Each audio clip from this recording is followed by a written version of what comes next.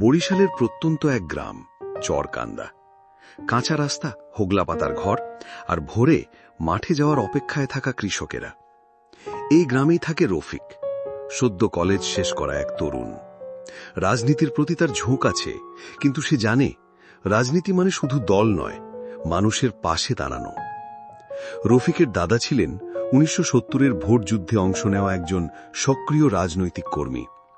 সেই থেকেই রফিকের পরিবারে ভোট মানে উৎসব, দায়িত্ব আর গণতন্ত্রের চেতনা। কিন্তু সময় বদলে গেছে। 2024 সালের রাজনৈতিক অস্থিরতা পেরিয়ে 2025 সালেও নির্বাচনের তারিখ নিয়ে দ্বন্দ্ব, প্রতিবাদ আর সহিংসতার খবর প্রতিদিন ভেসে আসে রেডিওতে। রফিক গ্রামের চায়ের দোকানে গিয়ে দেখে উত্তপ্ত আলোচনা। জামায়াত র্যালি করছে ঢাকায়, বিএনপি এখনও নিরপেক্ষ সরকারের দাবি জানাচ্ছে। আওয়ামী লীগ তো নিষিদ্ধই হয়ে গেল। তবে কি এবার তত্ত্বাবধায়ক সরকারের ভোট হবে? শুনলাম আবার ছাত্রজন সংঘর্ষ হয়েছে শহরে। নির্বাচন হবে তো, নাকি আবার পিছিয়ে যাবে?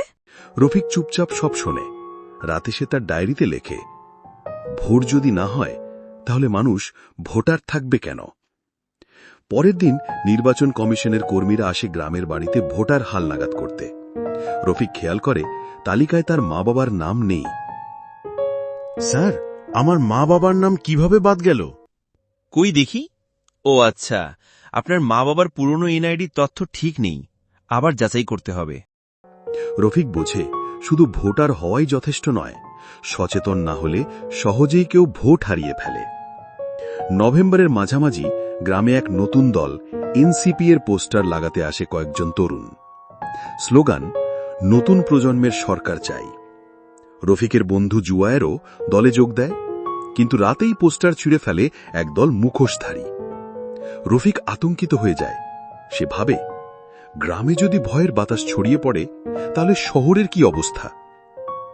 রফিক সিদ্ধান্ত নেয় সে এবার নিজেই কিছু করবে। সে মাঠে নেমে পড়ে, বন্ধুদের নিয়ে তৈরি করে ভোট সচেতনতা দল। তারা বাড়ি বাড়ি গিয়ে বোঝায়, ভোট দেয়া শুধু অধিকার না, এটা দায়িত্ব। ভয়কে জয় করেই আমরা ভোটের দিনে বের হব। তার ডাক সারা গ্রামে ছড়িয়ে পড়ে। শেষমেশ তারিখ আসে 2026 সালের 10ই এপ্রিল। গ্রামে সেনাবাহিনী মোতায়েন, পুলিশের পাহারা, কিন্তু এবার ভয় নয়, আশার আলো দেখা যায়। রফিক সেদিন মায়ের হাত ধরে ভোট কেন্দ্রে যায়। ভোট দেওয়ার পর সে বলে, এই কালি শুধু আঙুলে নয়, এটা আমার দেশের ভবিষ্যতের দাগ।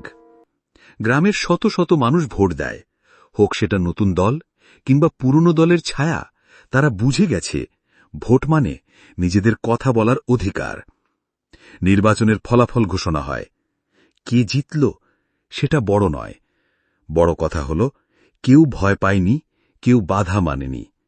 রফিক ডায়েরিতে লেখে, নির্বাচনের দিন আমরা জিতেছি, আমরা জনগণ।